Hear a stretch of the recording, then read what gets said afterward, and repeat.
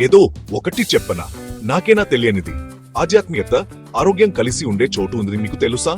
Vedas world కి స్వాగతం. ఈ రోజుల్లో ప్రశాంతత దొరకడం చాలా కష్టం.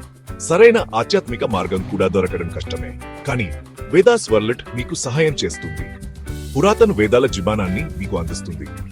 ఆధ్యాత్మికతే కాదు, ఆరోగ్యం కూడా ముఖ్యం అని మేము నమ్ముతాము.